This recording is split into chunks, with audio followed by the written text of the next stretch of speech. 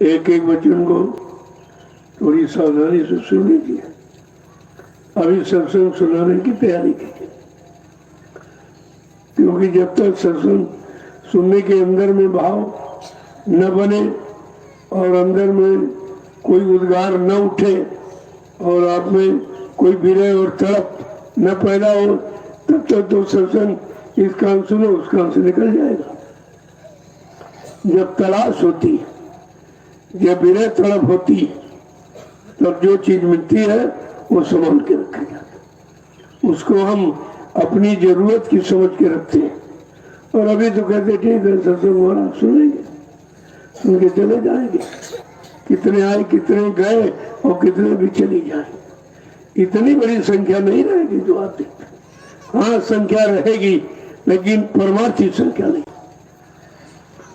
कुछ समाज के काम करने वाले, कुछ परिवार के काम करने वाले, कुछ देश के काम करने वाले, कुछ धर्म के काम करने वाले, ये सब विचार रहेगा। क्योंकि जो दूरदर्शी व्यवस्था बनी है वो इन्हीं कामों की। और आपको अपनी व्यवस्था बनानी, अपने मानव जीवन सार्थक बनाना है, अपनी जीवात्मा का उद्धार कल्याण करना, वो तो इनसे बिल्कुल अलग है। इसलिए कहा गया था कुछ हमारे दूरदर्शी बच्चे देश समाज का काम करें। वो भजन नहीं करेंगे, वो देश समाज की सेवा करेंगे, तो उनका ये काम होगा।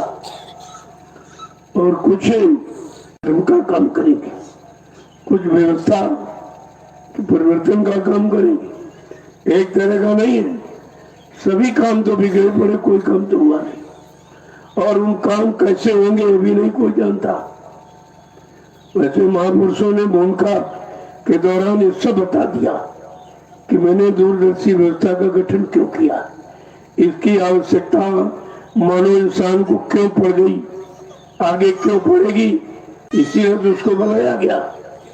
लेकिन जिसने बनाया उसी को मालूम है।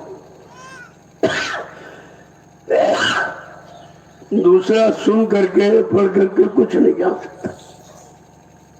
वो तो जिसने बनाया उसे मालूम ये व्यवस्था किस काम के लिए बनाई है और काम कब होगा। कहा मेरी दूरदर्शी व्यवस्था की तारीख दिन घड़ी सब निश्चित है। जब तक वो तारीख घड़ी दिन नहीं आ रहा तब तक मैंने सबको मौका दे दिया। कोई ये न कहे कि बाबा जी ने मौका नहीं दिया, सबको मौका दे दिया। जितना अच्छा से अच्छा करना चाहो कर सकते हो, जितना बुरा से बुरा तुम्हारी इच्छा वो भी करके देख लो। ये सब मौका आपको मिला, लेकिन जब वो घड़ी आ जाएगी तो ये सारी व्यवस्था जैसे झाड़ू लगा के गंदगी अलग की जाती है, ये सारी गंदगी हिंदुस्तान की समेट के एक किनारी कर दूंगा। कितना बड़ा काम है। और कहा हमको ये काम करने में 18 मिनट भी नहीं लगेंगे। कितने कम समय में कितनी बिगड़ी व्यवस्था को बनाना, ऐसा चैलेंज करना, ये इंसान की बस की बात है। यही से लोगों को समझना चाहिए ये समर्थ मालिक भूमंडल पर कैसे आया और क्यों आया, किस काम के लिए आया, जिसने ऐसी अनोखी अद्वितीय विलक्षण आवाज यहाँ पर लगा दी कि मैं कलयुग की सारी गंदगी को समेट कर मैं एक किनारे लगा दूंगा। मुझको वो गंदगी हटाने में 18 मिनट भी नहीं लगेंगे। यानी कितनी अच्छी भूमिका होगी, अच्छी व्यवस्था होगी कि जिसको सारा विश्व स्वीकार कर लेगा, यानी सबके लाभ का और सबके मतलब यानी कृतार्थ का होगा, तभी तो लोग स्वीकार करेंगे उसको। और ये बता पहले दिया कि मेरे पास ऐसी भूमिका व्यवस्था है जिसके बारे में किसी को कोई जानकारी नहीं। शब्द का तो खुलासा किया गया, लेकिन शब्द की रचना कैसी, शब्द का विस्तार कैसा। दूरदर्शी एक शब्द है, उसका विस्तार क्या है, उसकी रचना संरचना कैसी है और उसे उसमें काम करने की कितनी क्षमता है, ये तो सब आपको इशारे में कहा गया। लेकिन उसको बिल्कुल लोगों ने भुला दिया। जबकि 18 वर्ष दूरदर्शी का प्रचार कराया कि लोगों को जानकारी हो जाए, जानकारी हो। 18 वर्षों में किसी ने कुछ भी नहीं स्वीकार किया। जो थे वो नहीं जान पाए, जो नहीं हो तो उनकी बातें छोड़ दो, वो तो सुना ही नहीं, वो जानते ही नहीं। लेकिन जो इसी में थे, जिनको प्रांतीय अध्यक्ष और जिला अध्यक्ष और तहसील का और ब्लॉक का सब अध्यक्ष मंत्री और सब कुछ बनाया गया, और लेकिन समझ कुछ नहीं। अब तो धीरे धीरे वो सब खत्म हो गए। उसमें से 90% तो खत्म शरीर से चले गए। अगर उनकी बस की व्यवस्था होती तो उनके समय में उन्हीं से करा के उन्हीं को लाभ दे दिया गया होता। तो उन्होंने तो उसके मुताबिक कुछ किया नहीं, और किया तो स्वार्थ में बदल करके अध्यक्ष बन जाएंगे और MP MLA विधायक बन, ये भाव रखकर इसमें आए थे, दूरदर्शी व्यवस्था में शामिल हुए थे। जबकि बाबा जी ने कहा ये व्यवस्था वो व्यवस्था नहीं है, वो किसी व्यवस्था से मिलती जुलती नहीं जो आज तक आपने देखा है, किया रहे हो। ये बिल्कुल अलग था। इसका कहीं कोई परिचय नहीं है, कोई जानकारी नहीं है, कोई समझ नहीं रहा है कि आखिरकार दूरदर्शी का मतलब क्या।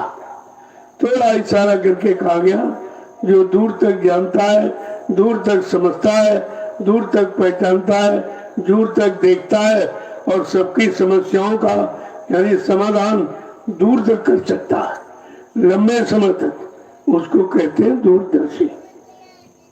ये तो कोई इंसान में तो ये चिरा नहीं रही, ये तो महापुरुषों में ही महापुरुष ही दूरदर्शी है।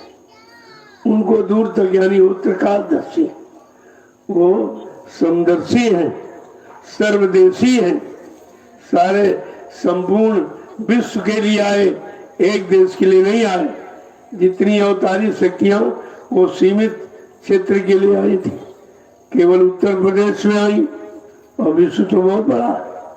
वो उत्तर प्रदेश की अवतारी शक्तियों को आपने पढ़ा है, उनको सोचा है, लेकिन ये शक्ति विश्व परिवर्तन के लिए आई। फिर आप समता बराबरी कैसे करेंगे, आप इनको कैसे समझ पाएंगे।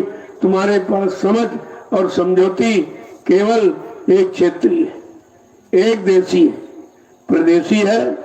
आपके पास विश्व का इतिहास तो नहीं है, और ये विश्व परिवर्तन के लिए आया, तो आप कैसे समझोगे।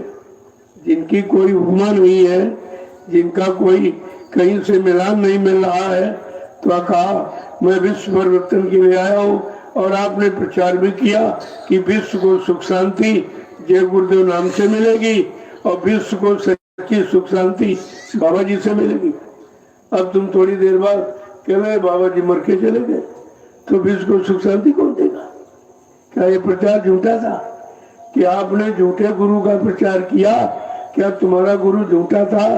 तुमने ये भी नहीं समझा अपने गुरु पर कितना बड़ा कलंक आपने लगा दिया, झूठ बोलने का, वादा खिलाफी का।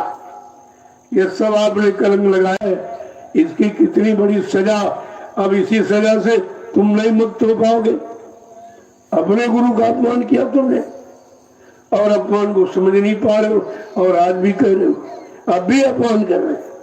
चले गए, कभी नहीं आएंगे, कभी नहीं आएंगे, इस शरीर में नहीं आएंगे। ये सब क्या है? उस शरीर का अपमान करना, जिस शरीर को धारण किया गया केवल मानव इंसानों की व्यवस्था ठीक करने के लिए, मानव इंसानों में रहने वाली चेतन जीवात्मा का उद्धार कराने के लिए इन्होंने सब किया, और आपने उनका अपमान कर दिया। छोटा बड़ा अपमान है, वो कोई नहीं बाकी रहा, सब ने अपमान किया।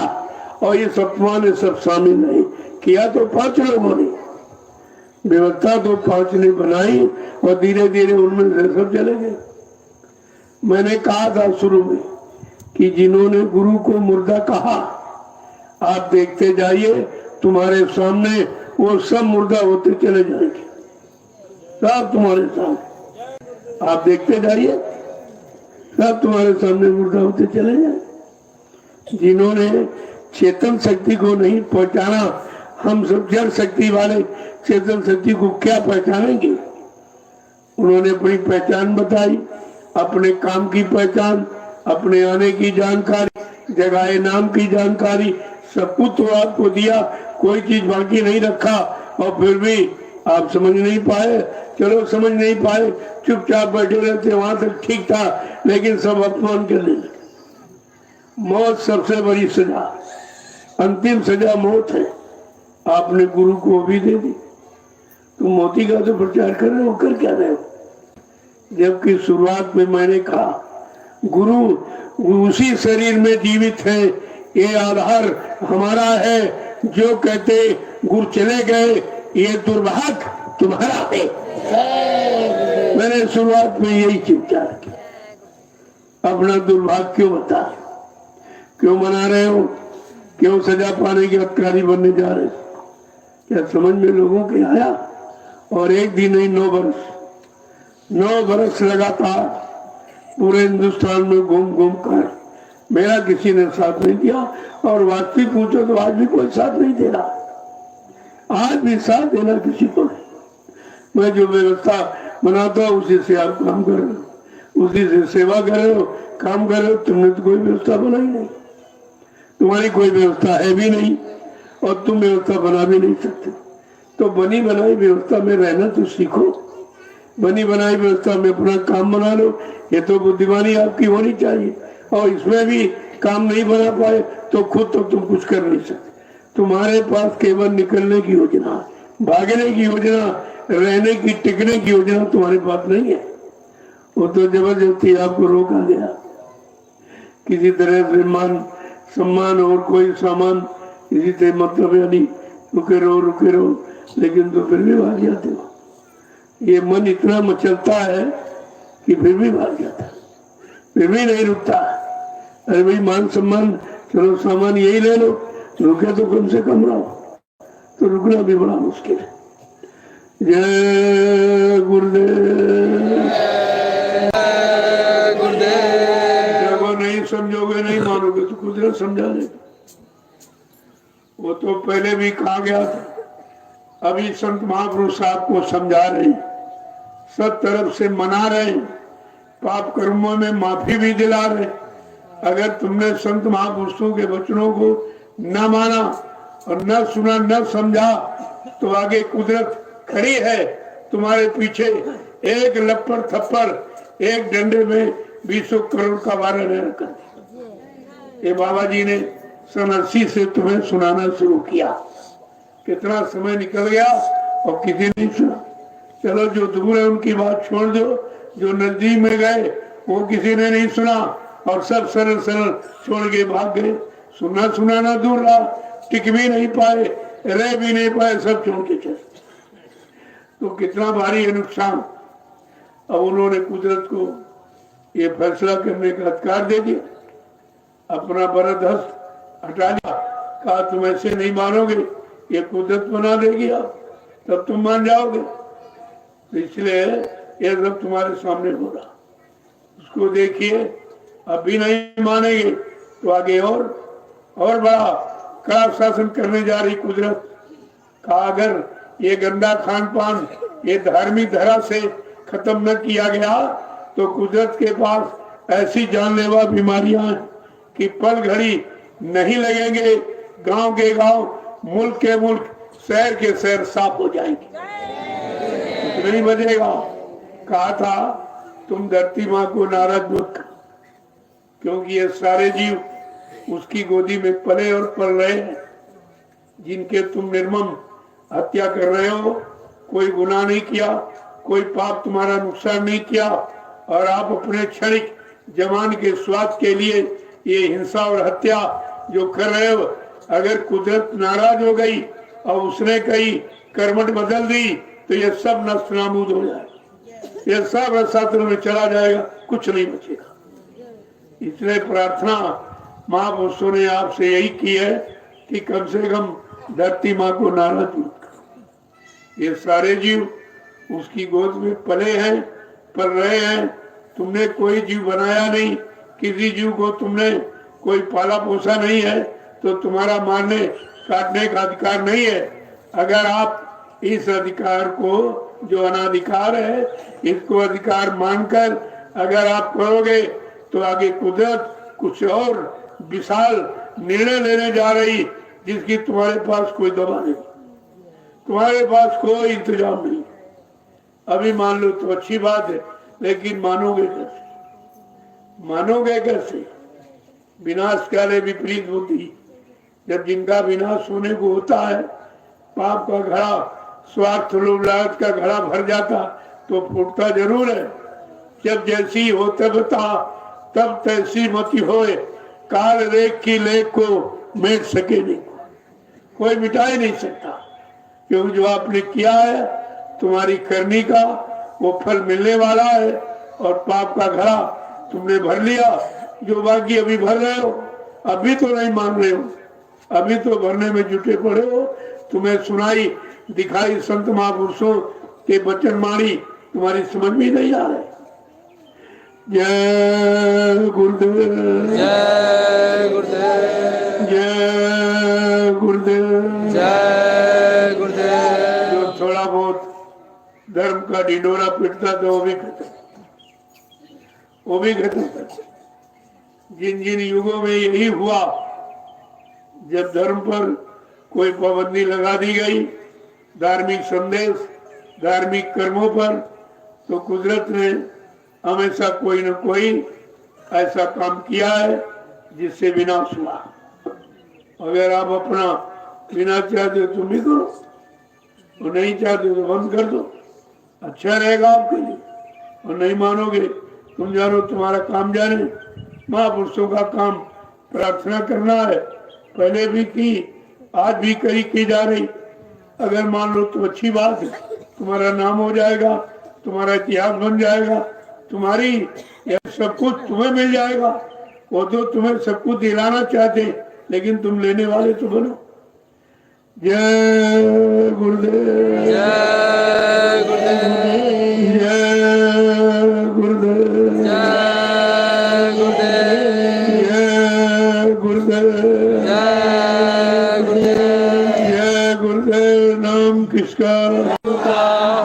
जय गुरुदेव। नाम किसका? प्रभु का, प्रभु का प्यारा नाम। जय गुरुदेव। तो कोई धार्मिक देश है, यहाँ इतिहास बता रहा है कि धर्म के लिए भगवान राम को रावण से लड़ाई लड़नी पड़ी, धर्म के लिए कृष्ण को महाभारत करना पड़ा। ऐसे धर्म हंसी मजाक में नहीं आता। अगर धर्म पर कोई बाधा, धार्मिक संदेश में कोई विराम किया जाएगा तो निश्चित कुदरत कोई न कोई उत्पात करेगी। ये आपके सामने है सब। अगर धार्मिक राजा हो, धर्मी राजा धर्मी प्रजा।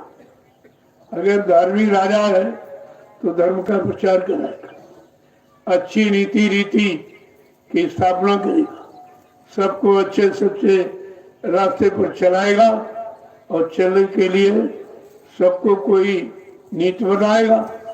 और नहीं करेगा तो पिछला इतिहास सुना लो, जब हिरण्यकश्यप नहीं बच पाया, रावण नहीं बच पाया, और कंस जरासंध नहीं बच पाया, तुम तो कुछ भी नहीं हो। तुम तो एक धक्का भी कुदरत का नहीं बर्दाश्त कर सकते, तुम कैसे बचोगे?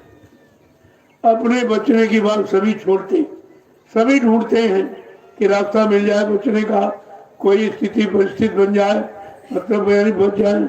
लेकिन पता नहीं ये कैसी बुद्धि है, इनकी समझ में कुछ नहीं आ रहा, कोई काम अच्छा नहीं हो रहा। जय गुरुदेव,